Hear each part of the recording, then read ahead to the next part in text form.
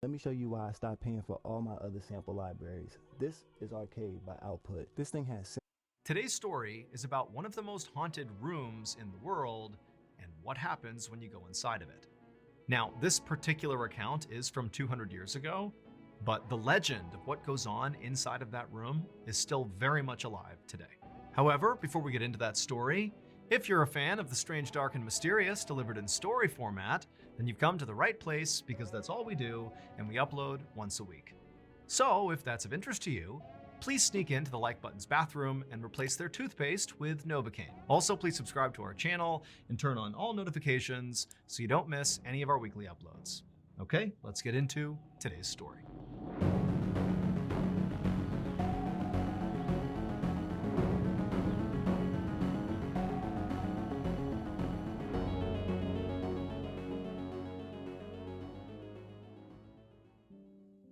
Late one evening in 1840, a 30-year-old British nobleman named Sir Robert Warboys stood next to 5 of his closest friends on the front porch of a townhome in one of the fanciest neighborhoods in London, England. The address of this townhome was 50 Berkeley Square, and it was one of dozens of these beautiful brick and marble townhomes that surrounded this big garden. The whole square had been built about 100 years earlier, and since then it had become one of the most fashionable places for the rich and famous to call home. However, Robert and his friends had not come here to rub shoulders with important people. Instead, Robert had come here to win a bet. So Robert actually was a nobleman. He was like this proper guy, at least on paper. But in reality, at least to his friends, he had a total wild streak. He loved taking on dares. Basically, anytime anybody, challenged him to do something, he would do it, especially if there was money on the line. But it wasn't really about the money. It wasn't about, winning money by doing these different things. He just loved the challenge. He loved the thrill of taking chances. So that night, on the front porch of this townhome, Robert turned and knocked on the front door.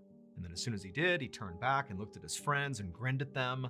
And he saw some of them looked really excited and some looked pretty nervous. But to Robert, he was purely happy about how things were going so far.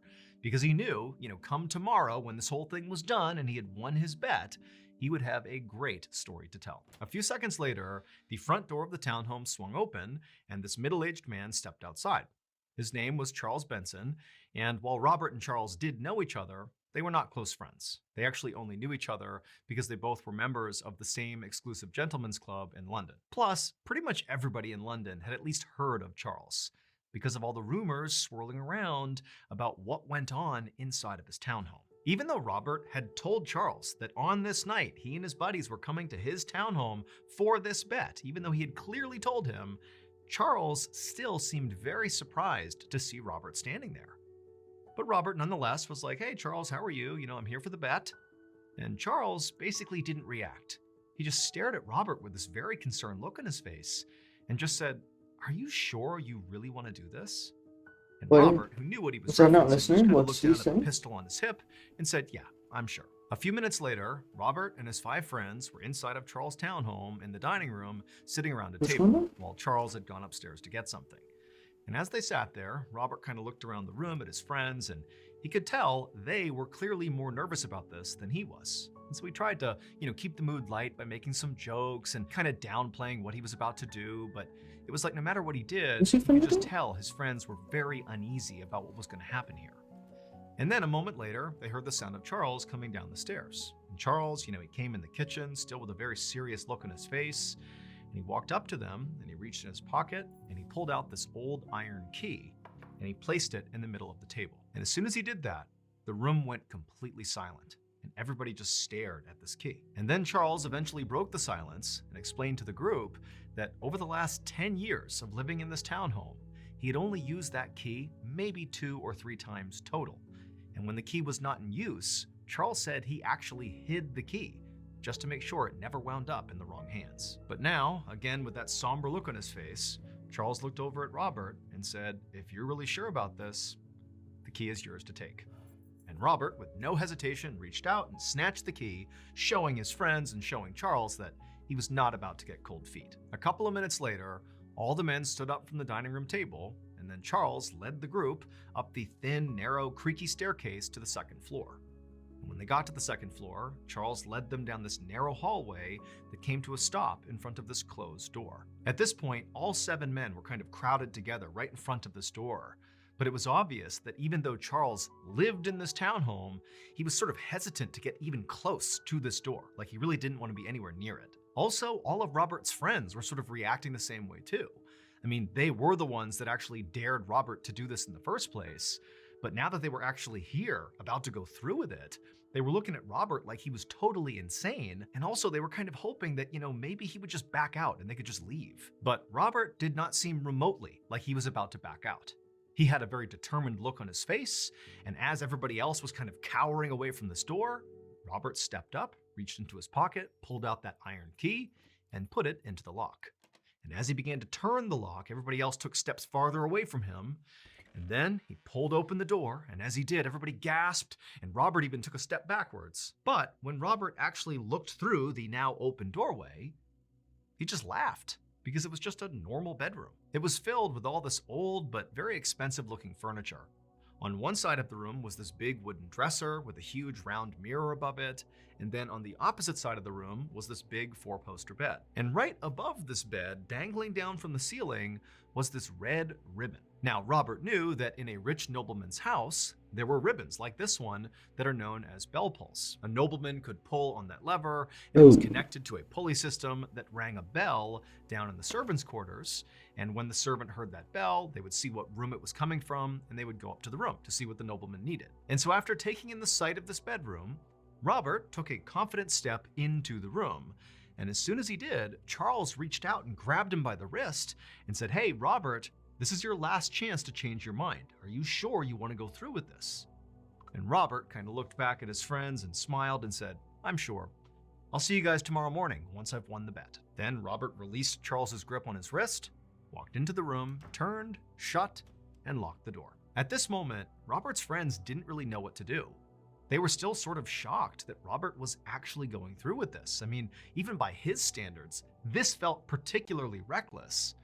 They also felt kind of guilty. I mean, they were the ones who ultimately put him up to this. So, if Robert got hurt, which in theory could actually happen here, it would be partially their fault. And so Robert's friends turned to Charles to see what he was thinking.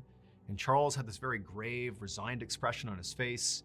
And he just told them, "I have one more thing to show you before we go to bed." So Robert's friends followed Charles back down the hallway, down the stairs, past the dining room, towards the very back of the townhome. And when they got there, they found there was sort of like a studio apartment area back there. There was a kitchen area, a laundry area, and there were several beds. Charles explained this was where his servants lived and worked, but he had given them all the night off because he knew it was possible that Robert and his friends would be here for this bet, and they would need a place to stay. Charles pointed to a space right above the beds where there was this row of all these bells in a horizontal line. Each of these bells were connected to various bell pulls throughout the house, and he pointed to one particular bell and told them that that was the one that was connected to the bell pull in the room Robert was staying in tonight. And so he said it was their job tonight to constantly monitor that bell all night. So somebody had to be awake all night listening to that bell. Because heaven forbid, if Robert pulls that bell, that was going to be the signal that something bad had happened in that room. And so their job was basically to be on guard all night to potentially run up and rescue Robert if he needed it.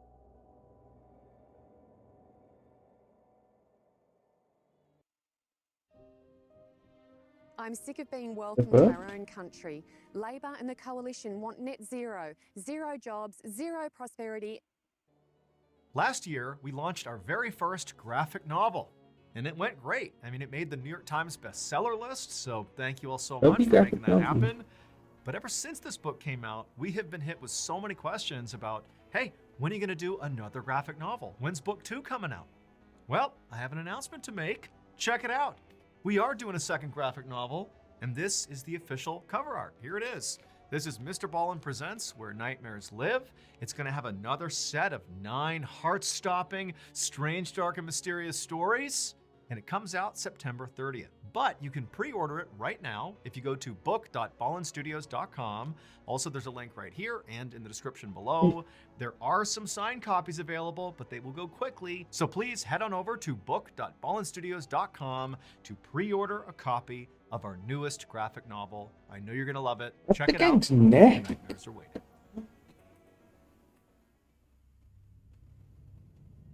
Around 3 hours later, all of Robert's friends were sitting on the floor in the servants' quarters playing blackjack. It was almost midnight, and all of them were exhausted, but they were too on edge to sleep. They were so focused on this bell, and they were so worried about Robert and, wondering if he was really okay up there.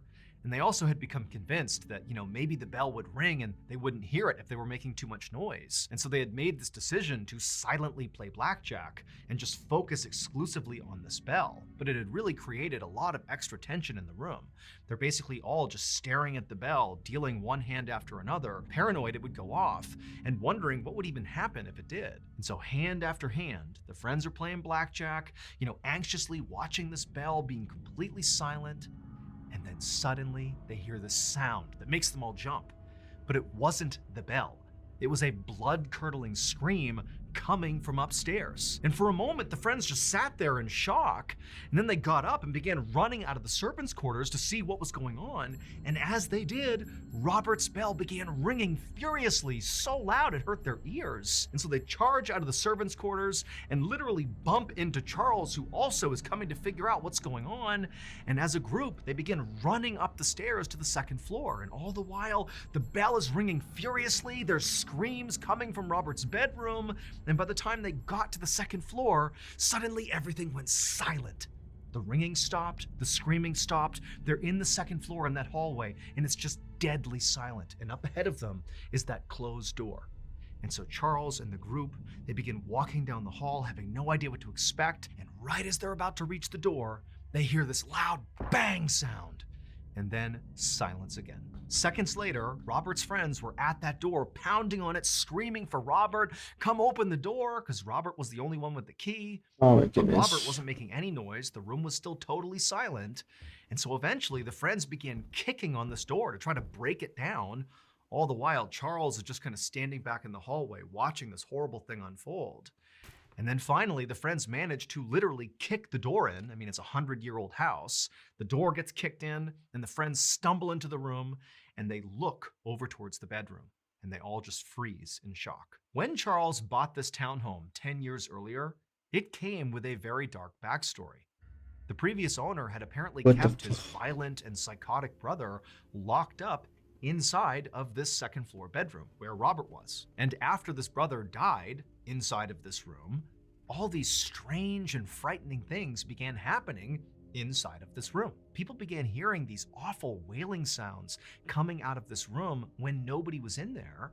And then they'd go into the room and the wailing would stop, but furniture had been moved all around the room, even though, again, no one had been in there to do that. And then also, people began seeing this sort of amorphous gray figure sort of moving around inside of that room, especially at night, kind of slinking up against the wall and across the floor. And even though nobody had any idea what it was, it just felt like it was evil. And so they began calling Did he not know about a this? nameless thing, and they referred to it as the physical manifestation of evil. However, not everybody believed this story. In fact, one person who absolutely did not believe the story was Robert Warboys. He thought this was just a tall tale designed to scare people. And so when his friends dared him to spend one night inside of that bedroom where supposedly the nameless thing lived, he happily accepted, because to him, it didn't seem risky at all. Spending one night in the haunted room was no big deal because it's not actually haunted. He'd be fine. And anyways, it would make for a great story to tell down at the Gentleman's Club. Unfortunately though, the night in that bedroom did not go as Robert hoped. When Robert's friends burst through the bedroom door and looked inside, the first thing they noticed was the bell pull, the ribbon from the ceiling, had been yanked out of the ceiling, and Robert's pistol was on the ground next to the bed. And then on the other side of the room, there was a very obvious bullet hole in the wall. And so that was the loud bang sound they heard as they were coming down the hall. It was the pistol going off. And then there was Robert. Robert was laying on the bed, and he was totally rigid, and he actually was still clutching the red ribbon from the bell pull. And as they stared at him, they saw his eyes were wide open and bloodshot, and his lips were kind of pulled back in this horrible grimace with his teeth exposed. And for a second, his friends thought Robert must be having a seizure of some kind. That's why he was so tight on the bed like that. And so they ran to him, trying to snap him out of it. But as soon as they touched him, they realized that the reason he was rigid was not because of a seizure. It was because Robert was dead. That night, Charles would call the coroner, who would come by and take Robert's body, and also he would open up an official inquest into Robert's death to figure out what had happened to him. And the verdict of this inquest was that Robert had died from massive heart failure caused by unknown circumstances. But to Charles and all of Robert's friends who were there that night and actually saw Robert in the room, it seemed plainly obvious that what had happened here was Robert had come in contact with the so-called nameless thing in that room, and it literally scared him to death. In the nearly 200 years since Robert's death, 50 Berkeley Square has had many different owners, and virtually all of them have reported either seeing, feeling, or hearing some sort of malevolent, ghostly presence inside of that second floor bedroom. To this day, that particular bedroom, where the nameless thing apparently resides, is considered one of the most haunted places in the entire world.